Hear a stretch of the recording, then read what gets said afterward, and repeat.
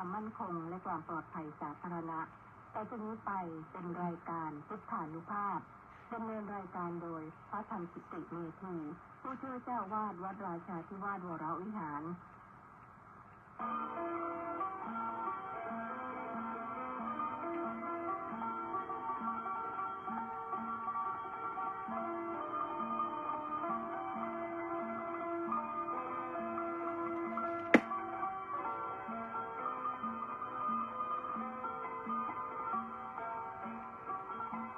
เวลามาฟังธรรมนำชีวิต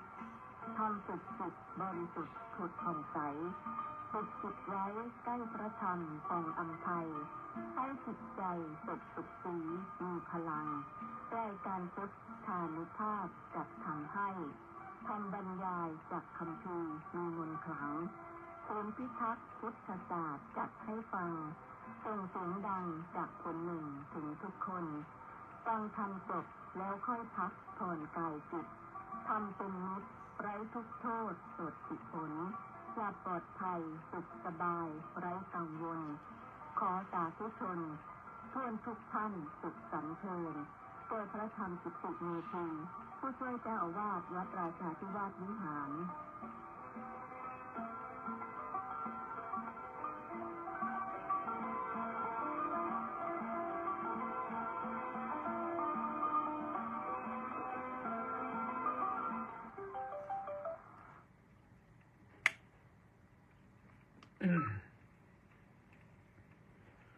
อะระหังสัมมา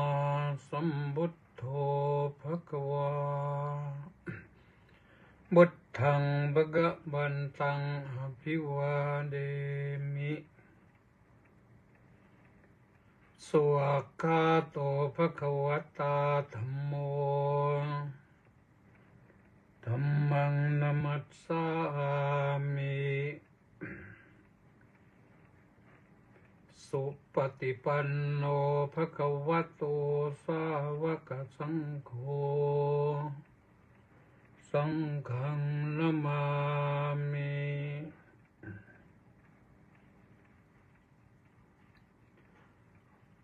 ขอถวายความนอบน้อมแด่พระรัตนตรัยขอคารวะพระเถรานุเถระ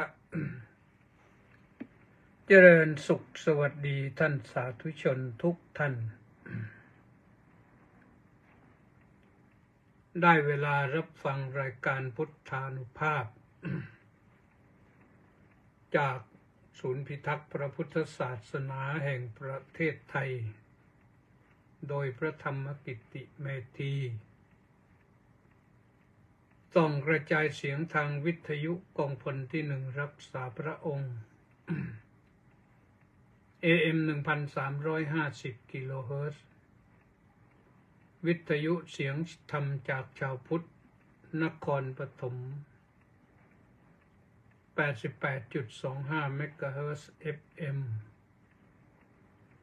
วิทยุพระพุทธศาสนาและสังคมวัดศรีทวีนครศรีธรรมราช FM 103.25 เมกะเฮิรตซ์วัดสามชุกสุพรรณบุรี FM 100 เมกะเฮิรตซ์วัดหนองกายจังหวัดเชียงใหม่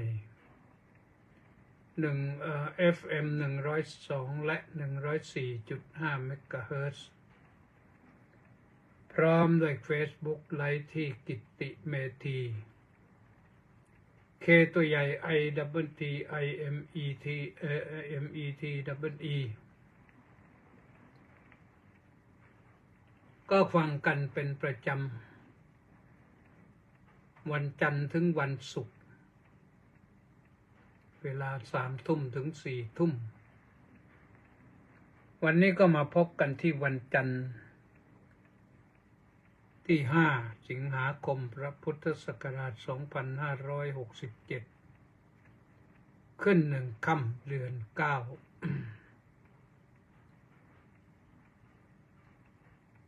ก็ฟังกันไป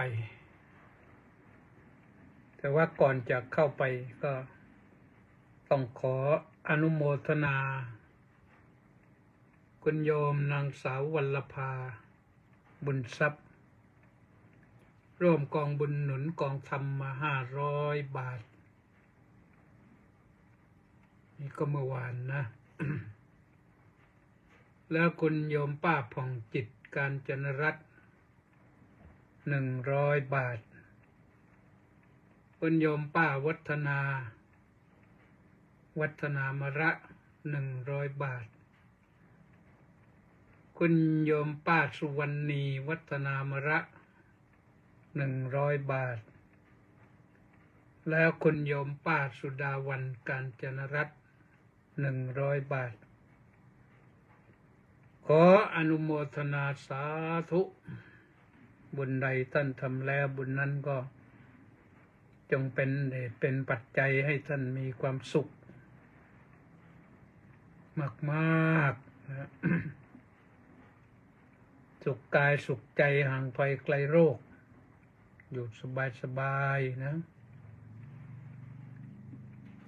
และนอกจากนั้นเมื่อวานนี้คุณโยมอดิศรคุณโยมพรทิพย์ดอกยีดสุนก็มาถวายเครื่องดอกไม้ ธูปเทียนพร้อมด้วยปัจจัยนั้นถวายส่วนตัว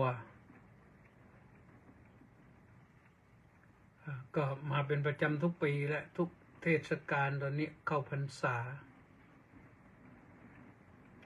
จัดดอกไม้มาสวยงามอนุโมทนาสาธุนะถวายปัจจัยมา 3,000 บาทด้วยพอดีวันนี้ได้ไปภูเก็ต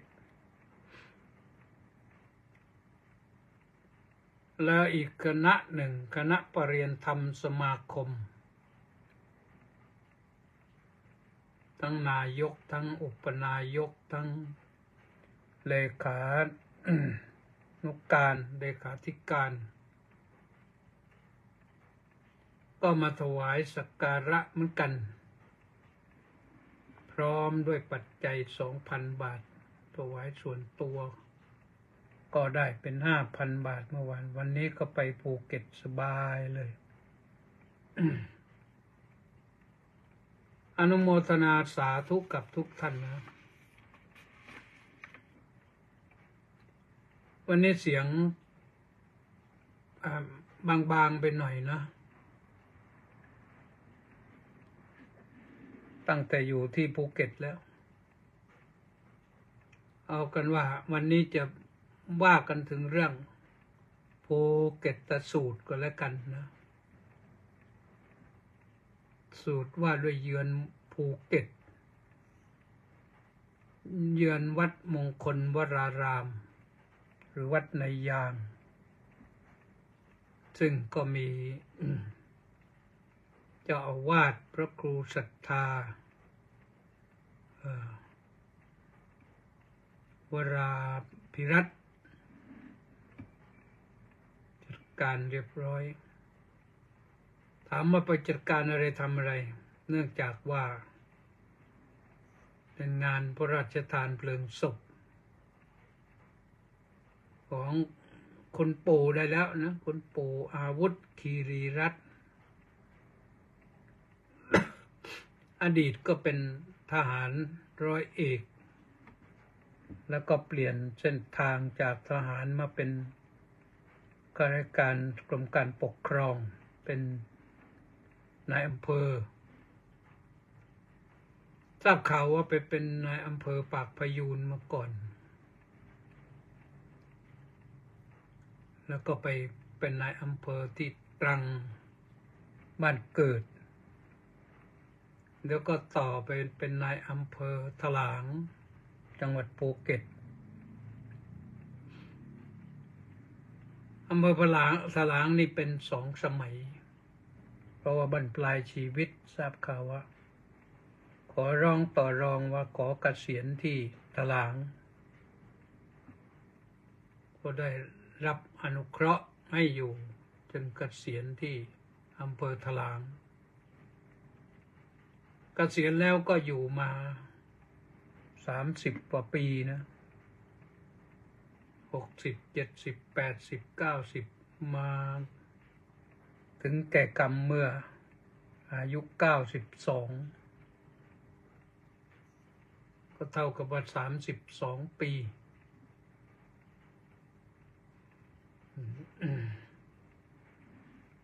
เกษียณแล้วก็อยู่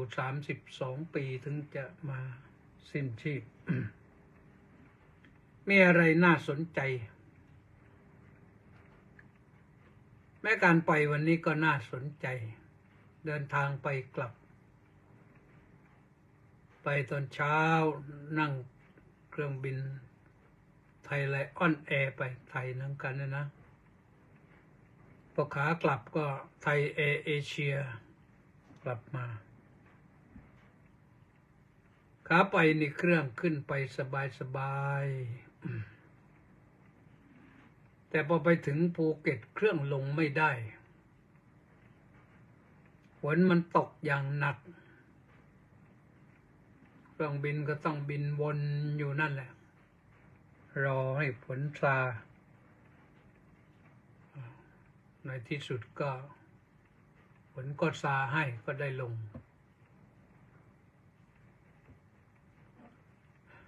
แล้วก็หลานชายท่านร้อยเอกอาวุธท่านนายอำเภออาวุธคีรีรัตน์ก็ชื่อต้นไผ่เรียนวิศวะจบแล้วทำงานแล้วก็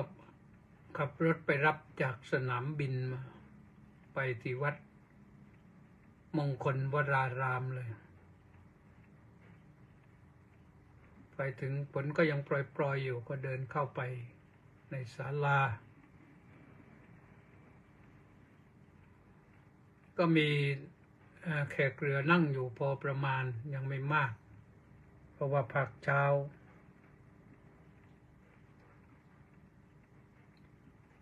ก็ได้นั่งสนทนาหน่อยหนึ่งก็พอสักเวลา11 โมงก็ฉันเพลเสร็จก็ประมาณ11 โมงครึ่งเขาก็นิมนต์ให้กล่าว สังเวคกถาสักหน่อยไหนๆก็ไปแล้วนะก็เลยว่าไปประมาณสัก16 นาทีว่าถึงเรื่องธรรมดาเรื่องเกิดแก่เจ็บตายท่านอาวุธนั้นท่านมีศรีภรยาคุณนายชื่อผิวผ่องท่านนายอาวุธท่านนายอำเภอนั้นเป็นชาวจังหวัดตรังแต่ว่าคุณนายนั้นเป็นชาวลพบุรีนั่นยังอยู่นะยังอยู่86 87แล้วก็ไปนั่งใจหายอยู่เหมือนกันแหละก็เป็นเรื่องธรรมดานะหรือพบกันเพื่อจากกันก็ไปพบกันอีกนะถ้าคู่บุญคู่บารมีหรือคู่เวรคู่กรรมก็ไปเจอกันอีกวัดมงคลวรารามนี่เขามีชื่อเดิมว่าวัดในยางวัดในยางก็อยู่ใกล้ๆสนามบินนั่นแหละอยู่ในอำเภอถลางห่างกันไม่กี่กิโลเมตรนะไปก็ถึงแต่วันนี้ก็แปลกขากลับนี่พอถึงเวลานะถึงเวลาพระราชทานเพลิงศพตามกำหนดนะฝนตกขนาดหนักเลยหนักจริงๆตกนานด้วยทำเอาใจหายไปเหมือนกันอยู่ใจหายว่าถึงเวลากลับฝนจะแรงหรือเปล่าถ้าฝนไม่แรงลงมาก็เครื่องมันก็ขึ้นไม่ได้ที่สำคัญมันเครื่องมันไปก็ลงไม่ได้ก็ขึ้นไม่ได้มันก็เป็นปัญหายาวแหละ แต่ในที่สุดก็พอฝนซาหน่อยสักบ่าย2:30ก็ออกที่จริงกำหนดไว้นั้นก็จองตั๋วไว้ขากลับก็4:40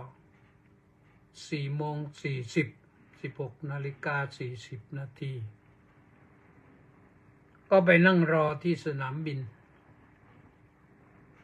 เพราะว่าที่วัดเขาก็เสร็จงานแล้วก็คนก็กลับหมดในงานก็มีแขกเรือไปกันเยอะนะผู้ว่าอดีตผู้ว่าราชการจังหวัดสงขลาพัทลุงก็เป็น เป็นลูกน้องก็ว่าลูกน้องก็ได้ท่านอดีตนายอำเภออาวุธคีรีรัตน์สมัยที่ยังเป็นข้าราชการหนุ่มอยู่ก็เป็นลูกน้องวันนี้ก็เกษียณแล้วแหละแต่ก็ไปนึกถึงคุณูปการของลูกพี่ก็ไปแต่อยู่ยาวด้วยท่านรองผู้ว่าราชการจังหวัดก็ไปท่านนายอำเภอก็ไปผู้หลักผู้ใหญ่ไปกันหลายท่านแหละแต่ว่าช่วงถึงเวลาทำพิธีฝนมันตกต้องใช้ร่มนี่เสียงแผลไปก็เพราะถูกฝนหรือเปล่าไม่รู้ ก็เขานิมนต์ไปเป็นผู้พิจารณาผ้าบางสกุลเหมือนกันลงมาก็มายืนรอ ถึงเวลาพร้อมก็ขึ้นไปวางดอกไม้จันทร์อีกทีหนึ่ง เสร็จแล้วคนทยอยกลับเราก็กลับด้วย แต่กลับไปสนามบิน ขอไปก็ไปนั่งรอที่สนามบินภูเก็ตโยมเอ้ยคนแออัดกว่าดอนเมืองอีกอาจจะเป็นเพราะสนามบินยังคับแคบอยู่แต่ที่โต๊ะเคาน์เตอร์เช็คอินก็เป็น40-50 โต๊ะแล้วนะสายการบินก็เยอะใช้บริการทั้งในประเทศต่างประเทศก็ว่ากันยาวมากเลยคนแน่นเลยแต่ละช่องเนี่ยแล้วเครื่องขึ้นลงไม่ได้ว่างย้อนกลับไปนั่งเครื่องบินอีกพอปรากฏว่าเครื่องไปจากกรุงเทพไม่ทันช้าภาษาเครื่องบินเขาเรียกว่าดีเลย์ก็ดีเลย์ไป จากกำหนดการเดิมว่า4:40 ไปก็บอกว่าขอเลื่อนไปเป็น5:10 อันนั้นก็เป็นไทยเอเชียสายการบินไหนๆก็ถ้าเครื่องลงไม่ได้มันก็รีเลย์ทั้งนั้นเนี่ยฝนก็ตกก็ขึ้นไม่ได้ก็ต้องรอสถานเดียวไม่มีทางอื่นรอสถานเดียวนั่งรอจนกระทั่งว่าได้ขึ้นเนี่ยมัน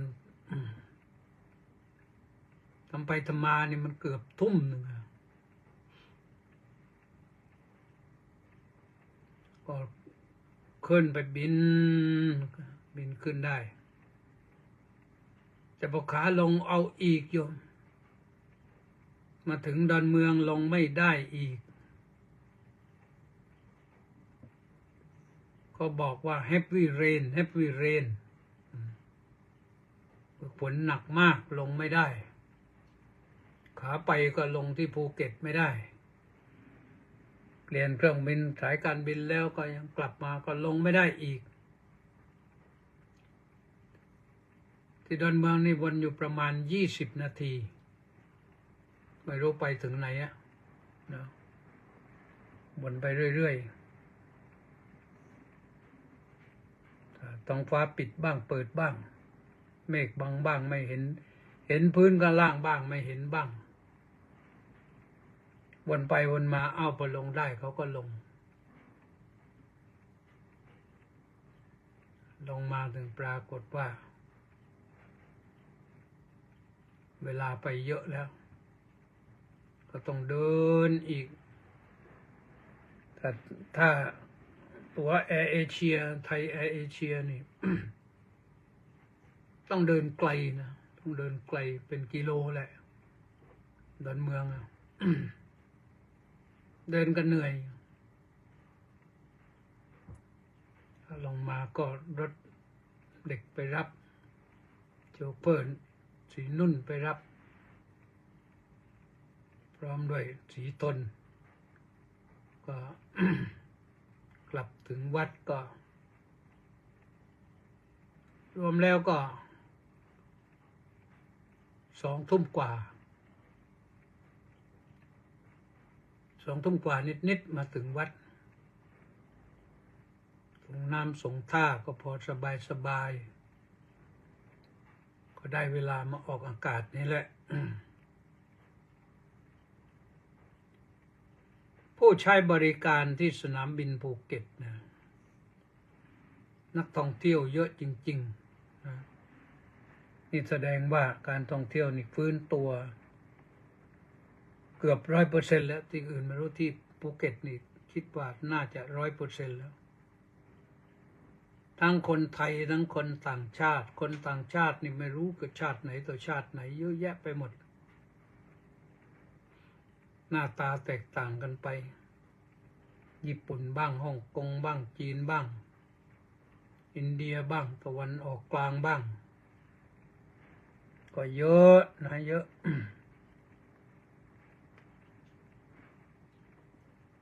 ว่าด้วยเรื่องท่านผู้วายชนพระราชทานเพลิงศพมีสายสะพายด้วยก็ไ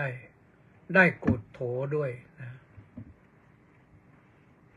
เขาจัดกุดโถให้เครื่องอะไรเครื่องสังเกตไม่ใช่เครื่องสังเกตเครื่องอะไรแล้ว ก็มีกลองมีอะไรด้วยชุดพร้อมคนที่ชอบก็คงจะชอบนะคนที่เข้าใจก็ชอบ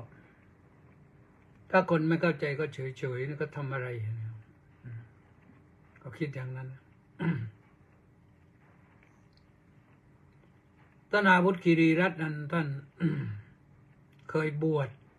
1 พรรษาที่วัด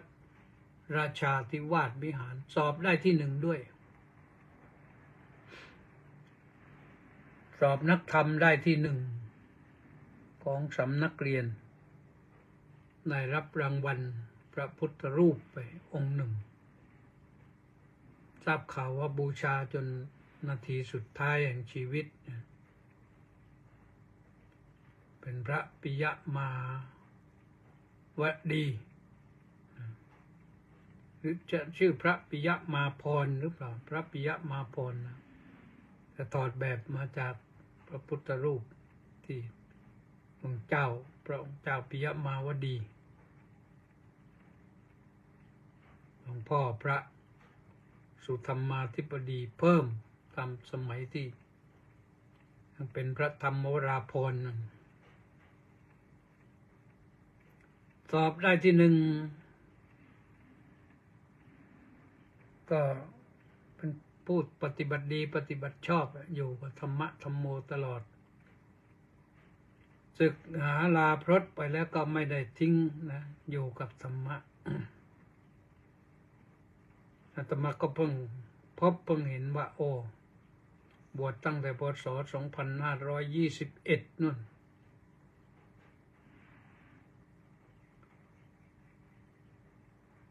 ตอนนั้นก็ลูกชาย4 คนก็เป็นศิษย์วัดอยู่ที่วัดราชาด้วย ก็เรียนจบกันไปทำงานทำการกันไป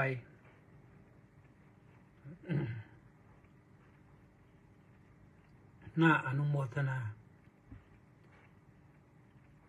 ลูกชายเอาภาพศพโยมคุณพ่อมาให้ดูแล้วหน้ายิ้มแย้มปริ่มเปรมอิ่มเอมเหมือนกับไม่มีอะไรเกิดขึ้นเหมือนกับนอนหลับอยู่อย่างนั้นแหละสบายสบายสอบถามไปสอบถามมาคุยกันไปคุยกันมาก็บอกว่าคุณพ่อนี่จะปฏิบัติธรรมเป็นประจำนั่งสมาธิและเจริญอานาปานสติประจำว่างั้นเรื่องอานาปานสติทำให้คนมีความสุขนะโยมนะคนที่ อายุยังไม่มากอาจจะยังไม่รู้สึกว่ามันสุขอย่างไรแต่คนที่อายุมากแล้วนี่จะรู้ว่าซาบซึ้งขึ้นว่าโอ้อานาปานสตินี่ดีขึ้นจริงๆทำให้ชีวิต สุขสดใสพระพุทธเจ้าเจริญอานาปานสติไม่ขาดนะตั้งแต่ก่อนตรัสรู้ก็ทรงเจริญอานาปานสติจนกระทั่งได้ตรัสรู้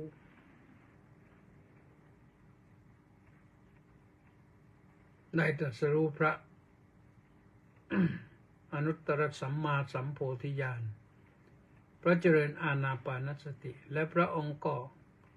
แนะนำพร่ำสอนให้เจริญอานาปานสติหรือใครไม่อานาก็มรณานุสติก็ได้นึกถึงความตายเป็นประจำจะทำให้เราไม่กลัวตายนึกถึงความตายสบายนักมันหักรักหักหลงในสงสารบรรเทามืดโมหันอันธการให้หักหายหายสะดุ้งไม่ยุ่งใจ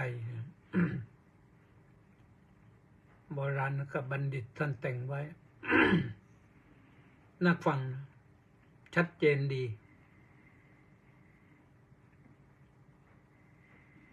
ไม่แน่ใจว่าข้อนี้เป็นของพระศาสนโสพลแจ่มหรือเปล่าน่าจะใช่นะถ้าผิดก็ขออภัยด้วย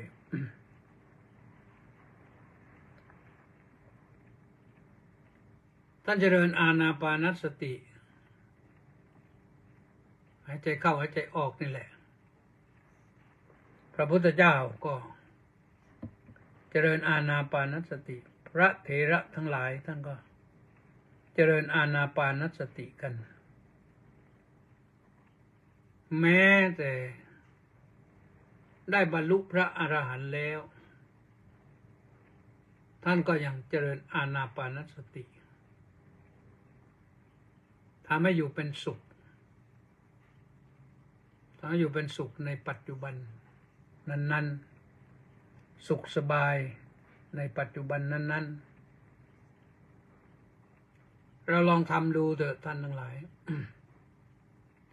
หามุมสงบ ก่อนจะหลับจะนอนหรือว่าตื่นเช้าขึ้นมาเอาแค่หน่อยหนึ่ง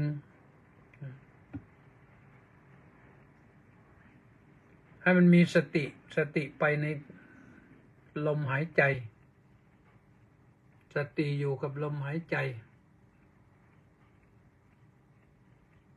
มันของง่ายๆนะหายใจเข้าหายใจออกนี่ให้มีสติตามไปดูตามไปสำรวจระลึกรู้อยู่ว่าเรายังอยู่อย่างนี้นะยังมีชีวิตอย่างนี้นะให้สบายอย่างนี้ก็ทำให้สบายได้นะตัดความวุ่นวายไปใช้ได้เยอะนะความสุขมันเกิดขึ้นชีวิตต้องการความสุขนะ ความสุขใดไหนเล่าจะให้สุขเท่าความสุขอันเกิดจากความสงบกายสงบใจเป็นไม่มีเมื่อได้อานาปานสตินี่เราไม่ต้องลงทุนอะไรเลยแล้วไม่ต้องลงทุนอะไรเลยลมก็ไม่ต้องซื้อสติก็ไม่ต้องซื้อจมูกที่จะหายใจก็ไม่ต้องไปเช่าใคร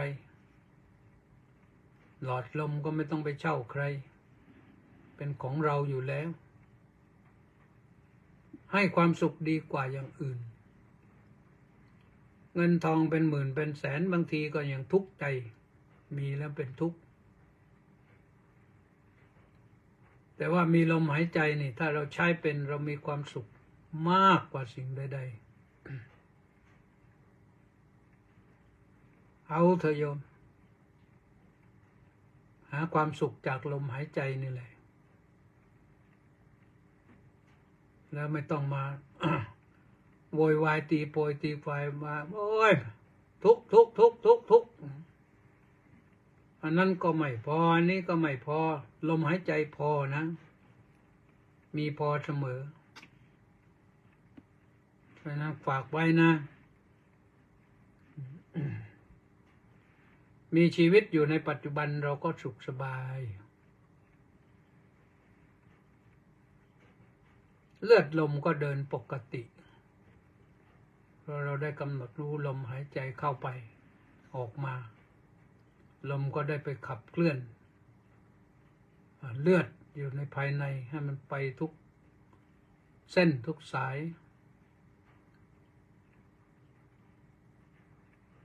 มันไปได้ดีนะไปได้ดีลมก็จะกระจายดีไฟก็กระจายดีไม่ทำให้ก้อนเนื้อมันติดขัดแข็งบ้างก็หย่อนบางเกินไปบ้างนั่นแหละสิ่งที่จะให้ความสุขแก่เรา คนอื่นทำให้ไม่ได้สุขนี้เราต้องทำเองต้องหาเองก็ลองดูนะลองดูคนที่เขาลองแล้วเขาบอกว่าดีแล้วเขาพิสูจน์ได้เห็นแล้วว่าดีแล้วเราจะไปมัวชักช้าอยู่ทำไมอยู่ด้วยอานาปานสตินะเอาละฝากไว้นะท่านสาธุชนทั้งหลาย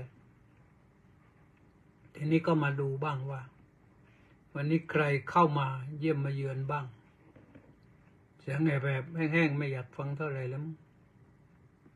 ก็มีมณีแสงจันทร์บอกว่าน้อมกราบนมัสการสาธุเจ้าค่ะแปะนันทิการก็บอกว่าน้อมกราบนมัสการสาธุเจ้าค่ะรังสรรค์ทองสร้อยก็บอกว่าน้อมกราบนมัสการถวายความเคารพพระเดชพระคุณท่านเจ้าคุณด้วยความเคารพอย่างสูงครับน้อมกราบนมัสการสาธุครับสาธุ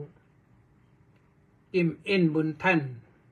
บอกกราบนมัสการเจ้าค่ะสาธุเจ้าค่ะวัดป่าบนเนินก็สุโขทัยก็บอกว่าน้อมกราบถวายความเคารพพระเดชพระคุณครับพร้อมสาธุพระครูอดุลธรรมสารเจ้าคณะจังหวัดสุโขทัยอามิจิตก็บอกว่าน้อมกราบสาธุครับสาธุตองใสราชโคตบอกว่าน้อมกราบนมัสการหลวงพ่อเจ้าคุณขอรับสาธุสุริยาค่ะแซดจูกราบนมัสการสาธุเจ้าค่ะสาธุเล็กวังบุรพานุกูลแก้วสุขกราบสาธุครับ นี่ก็แฟนประจำสมศรีลักษณะวิราชบอกว่าน้อมกราบนมัสการสาธุเจ้าค่ะสาธุ สุนันทาเกษรบอกว่าน้องกราบนมัสการพระอาจารย์ด้วยความเคารพนับถืออย่างสูงเจ้าค่ะสาธุสนอสมนัสก็บอกว่ากราบนมัสการครับสาธุสริตพงษ์เทสะบำรุงสาธุครับพระอาจารย์สาธุแล้วก็คิมแสกกล้วยกราบนมัสการค่ะสาธุนี่ก็ท่านที่เข้ามาแล้วก็คอมเมนต์ในเฟซนะส่วนญาติโยมที่ฟังทางวิทยุนี่ไม่รู้อยู่ตรงไหนบ้างส่วนมากแล้วก็เปิดโทรศัพท์ก็ไม่ค่อยจะได้ยินใครโทรเข้ามาก็ยังนึกน้อยอกน้อยใจอยู่เหมือนกันว่ามีคนฟังหรือเปล่าแต่ว่าพอบอกบุญแล้วก็มีโยมทำบุญมาก็แสดงว่าโยมถนัดในเรื่องทำบุญมากกว่าเรื่องโทรนี่ไม่รู้จะโทรอะไรว่าอย่างนั้นไม่รู้จะถามอะไรก็เลยฟังอย่างเดียวก็ดีเหมือนกันนะฟังด้วยดีย่อมได้ปัญญาฟังด้วยดีก็คือฟังตั้งใจฟังเก็บสาระประโยชน์เก็บสาระแล้วก็นำไปสู่ภาคปฏิบัติอะไรที่ปฏิบัติได้ก็เอาไปปฏิบัตินี่มัคโคนาโมเมว่ามาแล้วว่ากราบนมัสการสาธุเจ้าค่ะฟังทางวิทยุเสียงชัดเจนดีเจ้าค่ะอนุโมทนาสาธุฟังที่ไหนเนี่ยอ่างทองเหรอหรือลำลูกกามัคโคนานี่มีหลายบ้าน บ้านลำลูกกาก็มีบ้านอ่างทองก็มีคนรวยๆในบ้านเยอะนะอนุโมทนาสาธุนะทำบุญไปเรื่อยๆบุญจากการฟังธรรมนี่ก็เป็นบุญนะ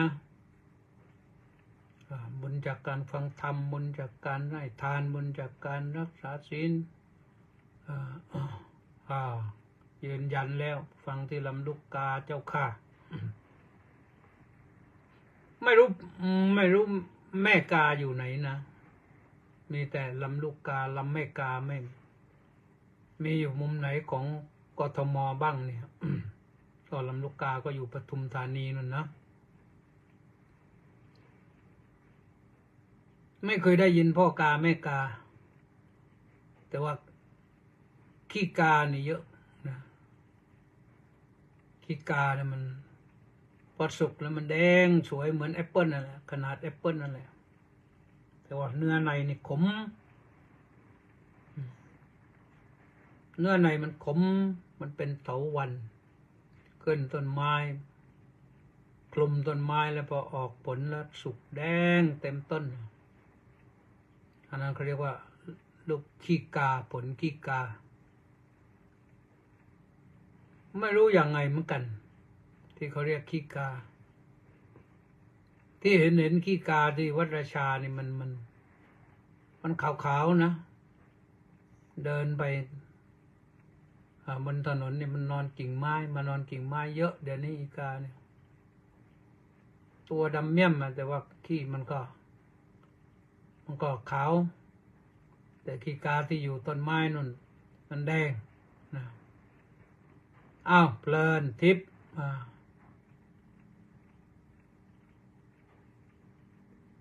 เพิ่งเข้ามาค่ะหลวงปรุงว่างั้นก็น่าจะรู้เลยนะว่าเพิ่งเข้ามาเนี่ย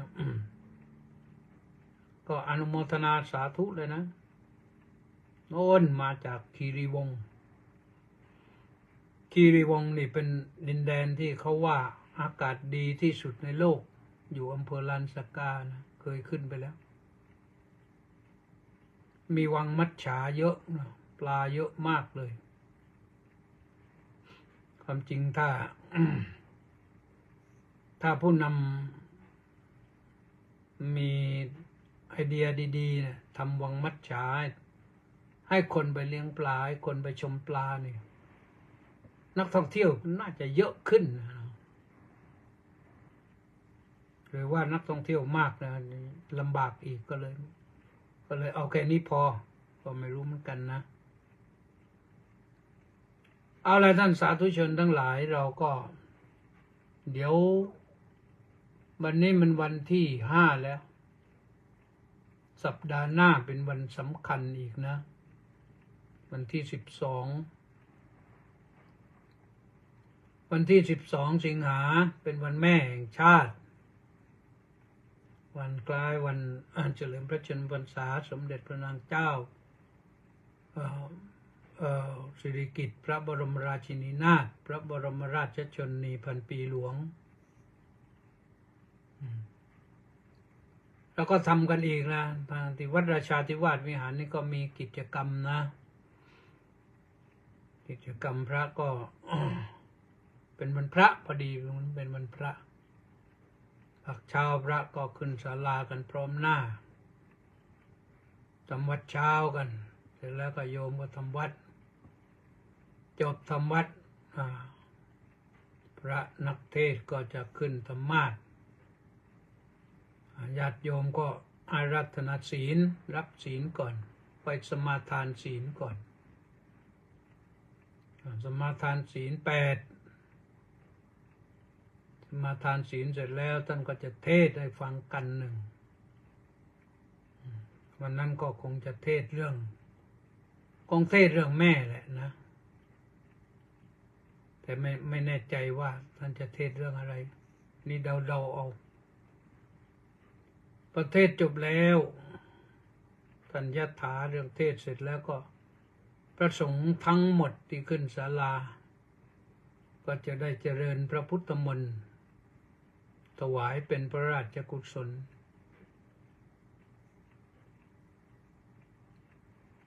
โยมก็ไปร่วมบุญร่วมกุศลกันได้ไปนั่งสวดด้วยก็ได้นะหลวงปู่ก็จะนำสวด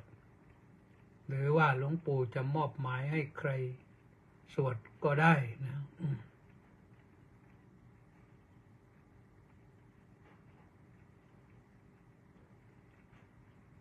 สวดเสร็จแล้ว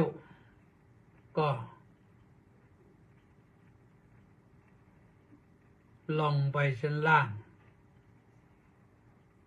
ฉลองศรัทธาโยมฉันภัตตาหารเพลก็พระก็ประมาณ50 รูปนะไปถวายภัตตาหารเพลกันถวายภัตตาหารเพลเสร็จแล้วเดี๋ยวโยมก็จะทำอะไรไปร่วมก็ได้นะอาหารมีอยู่แล้วแหละแต่ว่าใครจะทำไปร่วมก็ได้ทำร่วมเสร็จแล้วก็พระเสกเสร็จแล้วก็โยมก็ได้รับประทานอาหารกันด้วยเสร็จแล้วก็พระจะให้พรอีกทีหนึ่งยถาหรือสัพพโรคะวินิมุตโตให้พรจบนั้นแล้วก็โยมก็รับประทานอาหารกันให้อิ่มหนำสำราญสุขสบายวันพระด้วยวันแม่แห่งชาติด้วยวันเฉลิมพระชนมพรรษา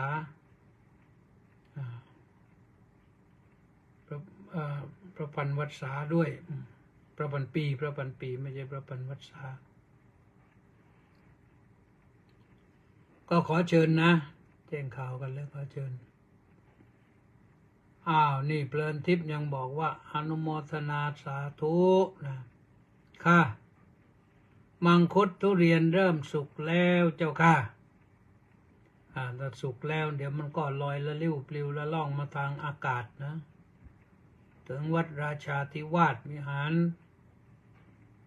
ก็ได้ฉลองศรัทธากันอีกแหละทำไงได้ล่ะโยมจัดการมาก็ว่ากันไปนะปีนี้มังคุดดีก็ว่ามังคุดดีราคาก็ดีด้วยแต่ตอนนี้พอสุกมากนี่ไม่รู้จะดีเท่าขนาดไหนนะก็เอากันว่าให้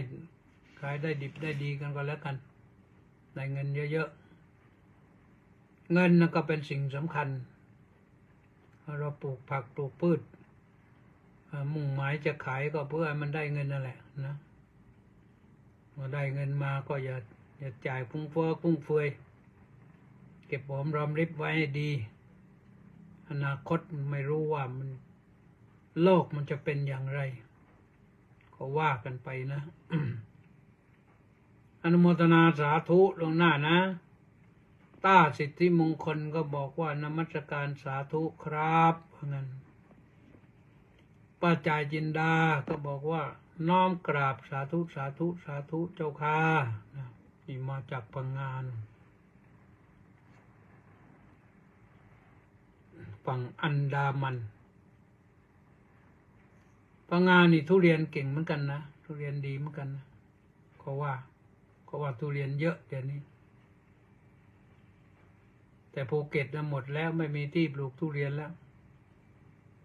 มีแต่ปลูกพวกรีสอร์ทพวกเกสต์เฮาส์ปลูกร้านต้อนรับแขกบ้านแขกเมืองไปโน่น นะเพราะฉะนั้นเราก็ จะเกิดอะไรขึ้นก็เกิดแหละแต่ว่าเรื่องสร้างกำไรชีวิตแก่ตนนี่ต้องทำอยู่นะสร้างกำไรชีวิตแก่ตนคือสร้างบุญสร้างกุศลบุญที่ลงทุนน้อยก็คือบุญจากการปฏิบัติธรรมยอมไม่ถนัดอานาปานสติก็เอาพุทธานุสติก็ได้นั่งสวดอิติปิโสภะคะวาอะระหังสัมมาสัมพุทโธวิชชาจรณะสัมปันโนสุขโตโลกวิทูอนุตตโรปุริสธรรมสารติสัทธาเทวมนุษย์สานังพุทโธภะคะวาติอิติปิโสภะคะวาสวดไป10 จบ20 จบ30 จบ50 จบเท่าอายุไม่ต้องออกเสียงสวดในใจจิตสงบดีเป็นพุทธานุสติระลึกถึงพระพุทธเจ้า ยุคที่พระพุทธเจ้ายังทรงพระชนอยู่นั้นทรงให้เจริญพุทธานุสติอย่างนี้หรือจะธรรมานุสติก็ได้สวากขาโตภควตาธัมโมสันทิฏฐิโกอากาลิโกเอหิปัสสิโกโอปนยิโกปัจจัตตังเวทิตัพโพวินยูหิติสวากขาโตภควตาธัมโมว่าไปอย่างนั้นเอาพระธรรมก็ได้หรือรำลึกถึงพระสงฆ์ก็ได้สุปฏิปันโนภควโตสาวกสังโฆอุชุปฏิปันโนภควโตสาวกสังโฆสวดไปจบแล้วขึ้นใหม่สวดจบแล้วขึ้นใหม่สวดจบแล้วขึ้นใหม่นั่นเป็นการเจริญพุทธานุสติธรรมานุสติสังฆานุสติเวลาจะเจริญศีลานุสติก็น้อมรำลึกนึกถึงศีลของตนที่ตนรับศีลไปแล้วเนี่ยรับจากวัดแล้วศีลติดตัวเราไปถึงบ้านหรือเปล่าเรารับศีลไปแล้วไปรักษาศีลดีหรือเปล่าก็ไหนมันขาดตกบกพร่องบ้างเราจะไปรับใหม่หรือว่าตั้งจิตอธิษฐานเอาก่อนก็ได้นะไม่ให้ศีลมันขาดอีกก็ทำอยู่อย่างนั้นแหละระลึกถึงศีลของตนก่อนที่ระลึกถึงศีลของตนพอเกิดรู้ว่าอุ้ยเราไม่ศีลของเราไม่บกพร่องเลยอย่างนี้ศีล5นี่แหละไม่ต้องศีลอะไรศีล5เราไม่บกพร่องเลยอย่างนี้มันปลื้มปิตินะโยมถ้าเราตั้งใจนะเพราะฉะนั้นรับศีลนี่ต้องตั้งใจรับ สมาทานศีลก็ตั้งใจสมาทานอธิษฐานว่าเราต้องรักษาให้ได้แล้วก็มีสัจจะให้แก่ตัวเองด้วยว่าเรารับศีลแล้วต้องรักษาให้ครบจะสัปดาห์หนึ่งหรือว่า2 สัปดาห์หรือว่าไปตลอดชีวิตก็ได้พอทำได้สักครึ่งเดือนหรือเดือนต่อไปก็จะเกิดความรักในศีลขึ้นมาเกิดความคุ้นเคยเกิดความรักขึ้นมาพอรักศีลทีนี้ศีลจะมารักษาเราศีลต้องรักษาเรา พระพุทธเจ้าให้น้อมรำลึกนึกถึงศีลอย่างนั้นหรือจาคานุสติระลึกถึงการทำบุญของเราบริจาคทำนั่นทำนี่บริจาคสักบาทหนึ่งก็ได้สัก100สัก1,000สัก10,000สัก100,000ก็ได้ถ้าเรามีเช่นก็บอกบุญผ้าป่าอย่างนี้บริจาคไปสัก10 บาท20 บาทก็เป็นบุญของเราให้เราบริจาคด้วยความปลื้มใจว่าเราได้ทำบุญ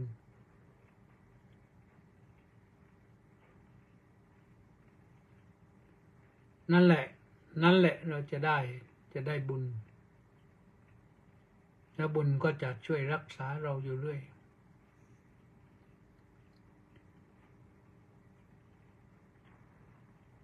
พระพุทธองค์ทรงแนะนำไปถึงให้น้อมรำลึกนึกถึงโน้นพระนิพพานเป็นอุปสมานุสติระลึกถึงความสงบกิเลสความระงับดับกิเลสได้อาจจะเป็นชั่วครั้งชั่วคราวชั่วโมง2 ชั่วโมงวัน2 วันก็แล้วแต่นึกถึงว่าโอ้พอสงบแล้วมีความสุขนะจิตไม่ฟุ้งซ่านไม่วุ่นวายอยู่ได้นะพระพุทธเจ้าให้ภาวนาอย่างนี้นะยังมีใครมาต่อจาป้าจ่ายินแล้วว่านองชัยวัฒน์ทิพมลน้อมกราบนมัสการด้วยความเคารพอย่างสูงครับท่านเจ้าคุณสาธุสาธุสาธุครับสาธุเนติแก้วเคนกราบสาธุสาธุสาธุสาธุนะคำรณแย้มยวนมาหลังวันนี้นะบอกว่า thunderstorm wind in Florida be safe ก็ปลอดภัยนะฟลอริดานี่มันมีบ่อยเรื่องพวกนี้นะเพราะฉะนั้นก็อยู่กันด้วยความระมัดระวังสุเทพสุวีรางกูลท่านรองศาสตราจารย์ดร.สุเทพสุวีรางกูลมาเป็นคนสุดท้ายบอกว่าสาธุสาธุสาธุเอาละนะวันนี้ฝากข้อคิดจากภูเก็ตสูตรก็จบลงแล้ว